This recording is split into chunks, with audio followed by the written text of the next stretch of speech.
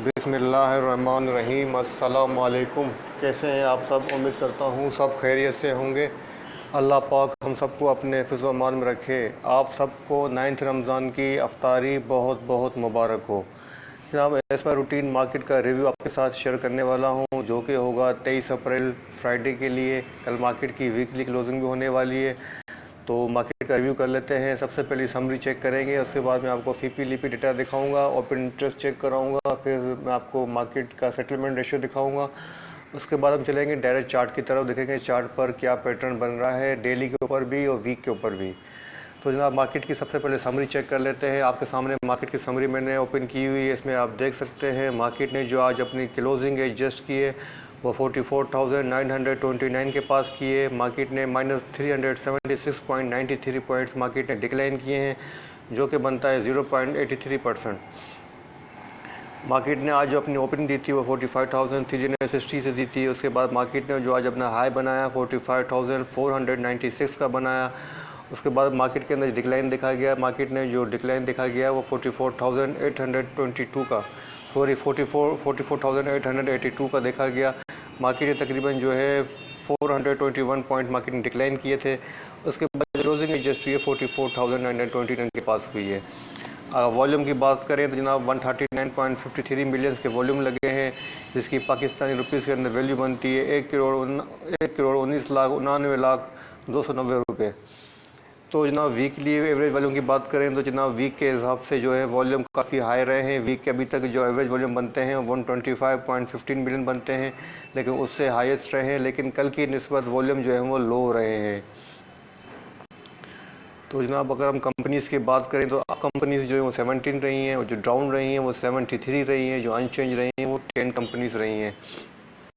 अगर हम sector wise बात करें तो जनाब टॉप सेक्टर्स में बात करें तो जनाब नंबर 1 जो है बैंक सेक्टर रहा है, जिसने यूबीएल नंबर 1 रहा है, जिसने 55.93 रहा है एडवांसर के अंदर। और डिक्लाइनर के अंदर जो है जनाब ऑयल एंड गैस रहा है, इसमें ओजीडीसी जो है जिसने -39.77 पॉइंट डिक्लाइन किए हैं। नंबर 2 पे जो जनाब रहा है वो एचबीएल रहा है, जिसने 45.55 पॉइंट मार्केट के अंदर ऐड किए हैं। उसके बाद जो नंबर जो रहा है जनाब वो रहा है एमसीबी बैंक का रहा है, जिसने -28.85 पॉइंट डिक्लाइन किए हैं। उसके बाद जो नंबर आता है जनाब थर्ड नंबर पे वो एंग्रो का आता है एडवांसर के अंदर, जिसने 26.98 मार्केट के अंदर पॉइंट ऐड किए थे। उसके बाद जो नंबर आता है वो पीपीएल का आता है, जिसने -25.89 डिक्लाइन किए हैं। तो ओवरऑल जो रिव्यू है सेक्टर वाइज, उसमें बैंकिंग सेक्टर जो है वो टॉप पर रहा है, एडवांसर में रहा है, और डिक्लाइनर के अंदर जो रहा है जनाब उसमें जो रहा है ओजीडीसी रहा है, ऑयल एंड गैस रहा है। तो जनाब ये रहा मार्केट का ओवरऑल रिव्यू। अब देखते हैं फीपीएलपी डेटा।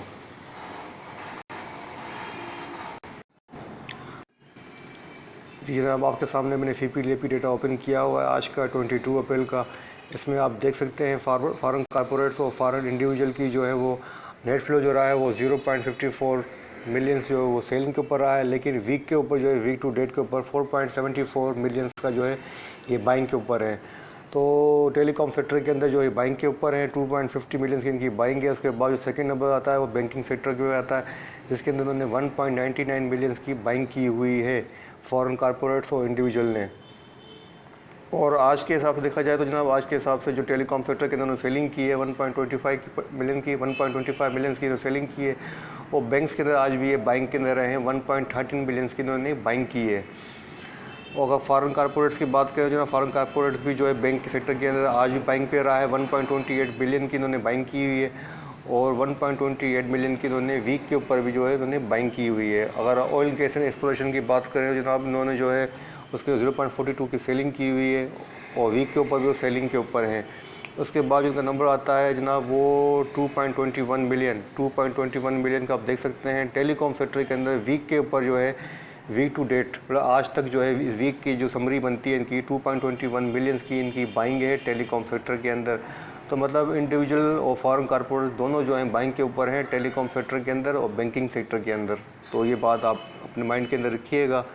उसके बाद देखते हैं जनाब इंडिविजुअल की लोकल की जो है वो क्या इन्वेस्टमेंट है, एलईपी की देख लेते हैं पोजीशन। तो आप इंडिविजुअल ने आज बाइंग के ऊपर रहे हैं, जिन्होंने आज 6.58 मिलियंस की इन्होंने बाइंग की हुई है।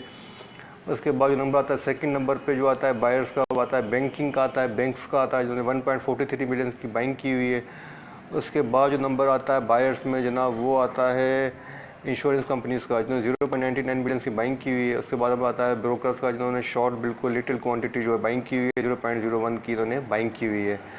और सेलर में नंबर जो आता है नंबर 1 म्यूचुअल फंड का आता है, जिन्होंने 3.20 मिलियंस की सेलिंग की हुई है। उसके बाद नंबर आता है वो कॉस्मेटिक्स का आता है, सॉरी कंपनीज़ का आता है, जिन्होंने जो है 5.14 बिलियंस की सेलिंग की हुई है। तो इंडिविजुअल जो है बायर्स के अंदर सबसे ज़्यादा टेलीकॉम के अंदर रहा है बाइंग के ऊपर। उसके बाद जो नंबर आता है ऑयल एंड गैस एक्सप्लोरेशन का आता है, जिसके अंदर 0.51 की उन्होंने बाइंग की हुई है। उसके बाद फूड का आता है, जिन्होंने 0.80 मिलियन की बाइंग की हुई है। उसके बाद सीमेंट का आता है। तो इंडिविजुअल जो है उसने टेलीकॉम के अंदर सबसे ज़्यादा बाइंग की हुई है 1.38 मिलियन की। उसके बाद जो है जनाब नंबर आता है इंश्योरेंस का। तो जनाब इंश्योरेंस में जो जनाब जो सबसे ज़्यादा बाइंग की हुई है वो 0.74 मिलियन की हुई है। वो ऑयल एंड गैस एक्सप्लोरेशन के अंदर की हुई है 0.74 की। और अगर हम सेलर्स की बात करें जनाब, सबसे पहले देख लेते हैं कंपनीज़ की। तो कंपनीज़ की सबसे ज़्यादा सेलिंग आ रही है 1.08 मिलियन की, वो फूड के अंदर आ रही है, फूड सेक्टर के अंदर आ रही है। और उसके बाद जो उनकी सबसे ज़्यादा सेलिंग आ रही है जनाब वो आ रही है बैंक सेक्टर के अंदर, 0.48 मिलियन की उन्होंने सेलिंग की हुई है। और म्यूचुअल फ़ंड की बात करें तो जनाब म्यूचुअल फ़ंड ने सबसे ज़्यादा सेलिंग जो की है 1.15 की, वो भी ऑयल एंड गैस एक्सप्लोरेशन के अंदर की हुई है। तो म्यूचुअल फंड भी जो है ऑयल एंड गैस के अंदर जो है सेल के ऊपर है। अगर म्यूचुअल फंड की जो सेकंड नंबर सेलिंग की बात करें जनाब, म्यूचुअल फंड की जो सेकंड नंबर सेलिंग आ रही है, हाईएस्ट सेलिंग, वो आ रही है 0.41 मिलियंस की, वो आ रही है जनाब सीमेंट सेक्टर के अंदर। तो ये था ओवरऑल रिव्यू सीपी लिपी डेटा का। अब देख लेते हैं कि ओपन इंटरेस्ट क्या कहता है। तो जनाब आपके सामने ये टॉप 10 कंपनीज का जो है ओपन इंटरेस्ट है। ओवरऑल आपको अगर देखना है ओपन इंटरेस्ट तो आपको पीसीएस की साइड पे मिल जाएगा, लेकिन ये टॉप 10 कंपनीज़ का जो है वो ओपन इंटरेस्ट है, जिससे हम इंडिकेट करेंगे कि मार्केट के अंदर क्या पोजीशन रही है और क्या रहा है। ये फ्यूचर काउंटर के हिसाब से बनता है। इसके ऊपर मैं अलग वीडियो बनाऊँगा जो आपके साथ शेयर करूँगा। तो जनाब सबसे पहले जो नंबर रहा है वो देख लेते हैं डेली के हिसाब से। तो डेली के हिसाब से जो पोजीशन बनती है जनाब वो बनती है 4.2 जो हाईएस्ट रहा है वो पॉजिटिव रहा है। ओपन इंटरेस्ट 4.2% रहा है, वो रहा है टीआरजी का। और टीआरजी की प्राइस भी नीचे आई है, तो इसका मतलब है प्राइस जो है उनकी प्राइस जो है वो डिक्रीज़ हुई है और ओपन इंटरेस्ट जो इंक्रीज़ हुआ है।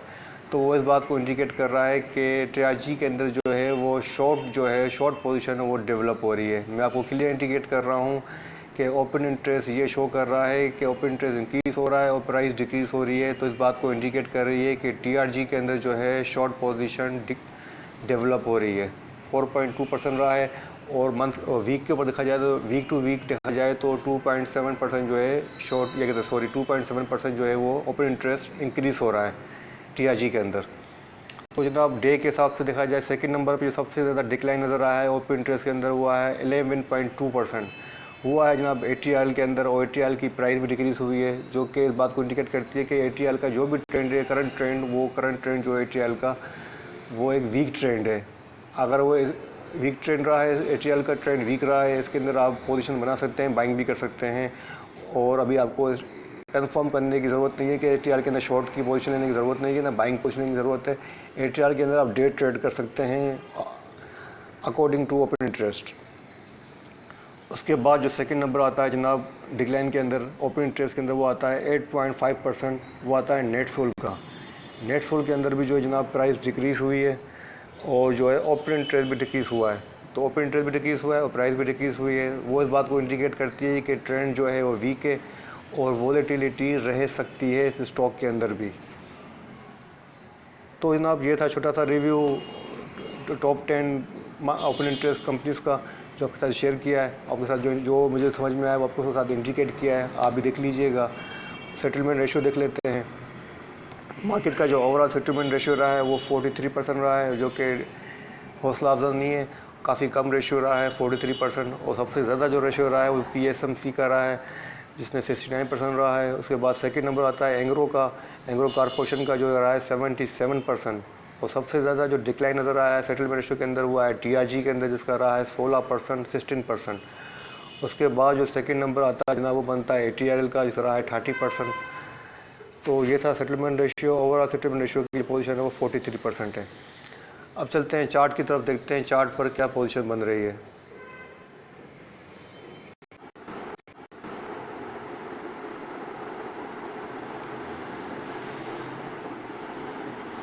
तो जनाब आपके सामने मैंने डेली चार्ट ओपन किया हुआ है। इसमें आप देख सकते हैं मार्केट की जो क्लोजिंग हुई है वो look like evening star pattern के ऊपर हुई है, जो कि बेरिश पैटर्न है, जो कि इस बात को इंडिकेट कर रहा है कि मार्केट के अंदर जो है सेलिंग प्रेशर रह सकता है। ठीक है जनाब, जो मार्केट की क्लोजिंग है वो look like evening star pattern के ऊपर हुई है और जो है निगेटिव क्लोजिंग हुई है। और मैंने जो दो मूविंग एवरेज अप्लाइड किए हुए हैं, इसमें नंबर 1 किया हुआ है 5 डेज़ का, दूसरा किया हुआ है 9 डेज़ का। तो जनाब आप देख सकते हैं मार्केट की जो क्लोजिंग हुई है आज वो 5 डेज़ और 9 डेज़ का जो मूविंग एवरेज है उससे नीचे क्लोजिंग हुई है। तो कल जो क्लोजिंग थी वो इससे ऊपर हुई थी, अबव हुई थी, लेकिन आज जो क्लोजिंग हुई है इससे बिलो हुई है। ये भी एक नेगेटिव इंडिकेशन है मार्केट के लिए। तो अब मार्केट की RSI चेक कर लेते हैं कि RSI की क्या पोजीशन है। तो RSI के सामने RSI में डिक्लाइन नज़र आया है 49.36। कल RSI जो थी वो 53 थी और आज जो RSI है वो 49.36 है। तो RSI के अंदर भी डिक्लाइन नज़र आया है। और हम चेक कर लेते हैं MACD की क्या पोजीशन है। तो जनाब MACD की पोजीशन आपके सामने है। हिस्टोग्राम की जो इंडिकेशन है वो नीचे की तरफ डाइवर्जेंसेस मूव हो रहे हैं और MACD की जो लाइन है वो भी नीचे की तरफ मूव कर रही है। तो अभी तक क्रॉस ओवर जनरेट नहीं हुआ है, लेकिन अभी तक जो पोजीशन है वो ओवरऑल जो है पॉजिटिव है MACD की है, लेकिन ये कि आहिस्ता आहिस्ता स्लोली जो है वो नेगेटिव टेरिटरी के अंदर जो है वो कन्वर्ट हो रही है। तो जरा मार्केट की डेली भी क्या कहते हैं डेली चार्ट के ऊपर नेगेटिव पोजीशन है, नेगेटिव क्लोजिंग हो रही है और नेगेटिव पोजीशन बन रही है, नेगेटिव पैटर्न बन रहा है। अब देख लेते हैं वीकली चार्ट के ऊपर क्या पैटर्न बन रहा है, क्योंकि कल वीकली क्लोजिंग होने वाली है तो वीकली चार्ट को भी देख लेते हैं।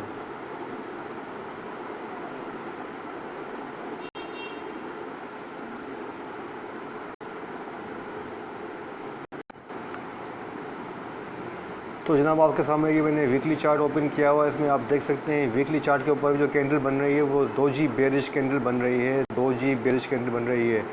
इंडेक्स को इस कैंडल को नेगलेक्ट करने के लिए कम से कम एटलीस्ट जो है 45,250 की क्लोजिंग देनी पड़ेगी, 45,215 की क्लोजिंग देनी पड़ेगी, तब जाके इस डोजी बेरिश कैंडल की जो है वो नेगलेक्शन होगी और फिर जो कन्वर्ट हो जाएगी बुलिश डोजी कैंडल के अंदर। तो फ़िलहाल जो है वो ये निगेटिव कैंडल बन रही है। अभी तक जो है आज के डेट तक थर्सडे तक जो वीकली चार्ट के ऊपर पोजीशन बन रही है वो निगेटिव बेयरिश डोजी कैंडल बन रही है वीकली चार्ट के ऊपर। अब देख लेते हैं जनाब कल के लिए क्या सपोर्ट और क्या रेजिस्टेंस हैं डेली चार्ट के ऊपर। दोबारा चलते हैं वापस हम डेली चार्ट की तरफ।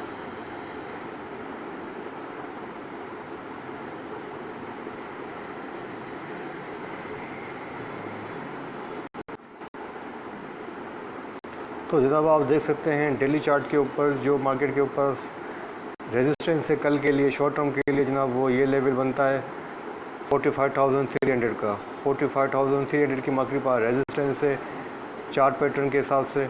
और उसके बाद मार्केट के पास जो सपोर्ट है जनाब मार्केट के पास कल के लिए वो है जनाब 44,700 की। 44,700 की मार्केट के पास सेकेंड सपोर्ट है, फर्स्ट सपोर्ट है। अगर मार्केट ने इसको ब्रेक किया तो मार्केट जा सकती है 44,300 तक जा सकती है, 400 तक जा सकती है।